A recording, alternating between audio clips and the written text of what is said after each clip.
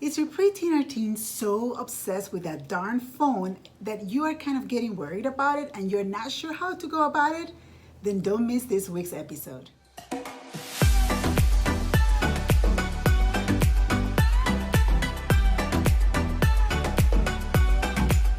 Hey there, welcome to Parenting Hacks with Dr. Yanina. Thank you so much for tuning in. And in this show, what I do is I share one or two parenting hacks to help you have a healthier and stronger relationship with your preteen or teen child. And I also talk about issues related to raising preteens and teens. And today's episode is actually part 2 of a series of 2 videos in which I share a total of 5 tips or strategies to help you deal with your teen's phone obsession. The truth is that most preteens or teens are so glued to their phones because that's the way that they communicate with each other or the way that they stay in tune with what's going on. That's how they watch movies, TV shows, you name it. They're constantly there, and there's so much that the phone can offer that for kids and for anyone actually, it is so tempting to be on it hours upon hours. But the truth is that you and I know that when our kids are constantly on the phone and they're not practicing self-control, that this is not a good thing. And you know what? It's not a good habit to be glued on the phone for hours and hours and hours. And there are other wonderful things that they can be doing instead of being so obsessed with their phone. But you know, it comes to the point that there are some kids that they are so addicted to their phone that it's very difficult for them to figure out that there is a world outside of being on the phone. So last week I shared 2 practical tips to help you kind of like set some limits and boundaries when it comes to using their phones. And this week I'm going to be sharing 2 more. But these are more for you than it is for them.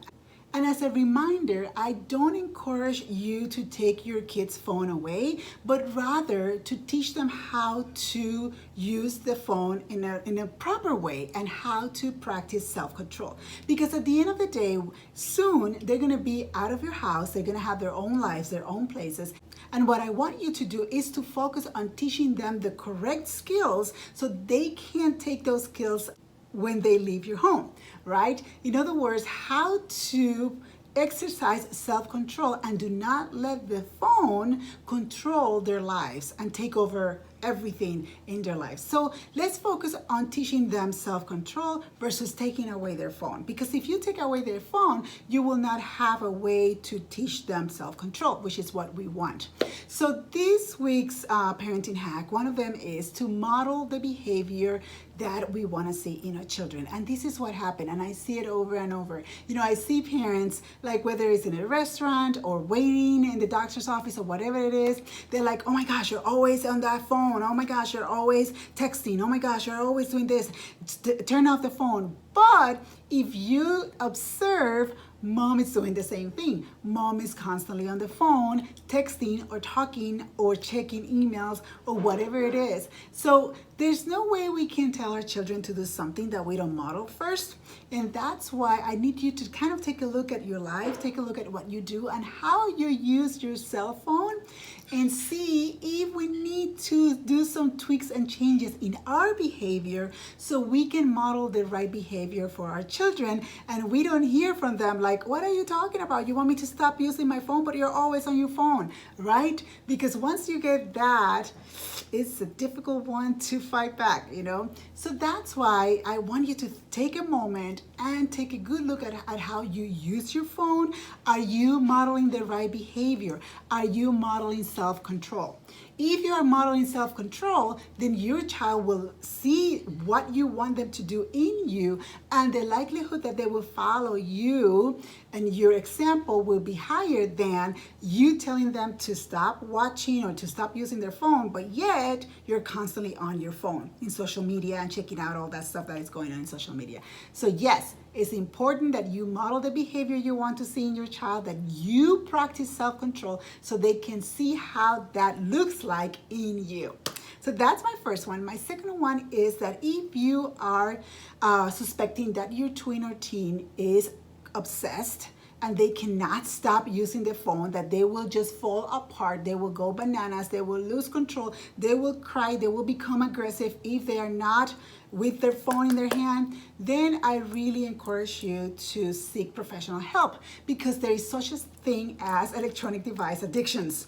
There's such a thing as phone addictions. So if you see that extreme behavior when the phone is taken away from your child and your child is just going bananas and losing it and becoming aggressive or out of control, consider professional help. There are ways to help your child at a professional therapeutic way. So I really encourage you to think about that and don't be embarrassed about it. Instead, be proactive and take action, because like any addiction, if we ignore it, it's not gonna go away. It just gets worse and worse and worse. And if we don't teach our kids the proper strategies to deal with that addiction, it's just gonna get worse. And I'm sure you don't want that for your child. So, if this is your situation, don't feel upset or don't feel embarrassed about it, but rather, as I said, be proactive and seek professional help. All right, so that's what I have for you this week. And just to recap, my first tip or parenting hack for this week was to model the behavior you want to see in your kids. In other words, practice self-control with your own cell phone so they can see you exercising self-control and they learn from you. And the second one is that if you are suspecting that your child is addicted to their phone and you're very concerned about that, be proactive and seek professional help. So as a reminder, if you have not seen my previous episode in which I shared 2 more tips on this topic, make sure that you go back and check out that video. And if you like this show, please share it with other moms that will benefit from it. Share it in your social media platforms. I will truly appreciate it. Thank you so much. If you're watching this episode in IGTV, I encourage you to follow me on Instagram so you can get more inspiration and motivation, because we all need that, as after all, we're moms of preteens and teens, right? And if you're watching this video through my YouTube channel, I encourage you to subscribe so you do not miss out on any future episodes. Thank you so much for watching, and I will see you in my next episode of Parenting Hacks with Dr. Yanina.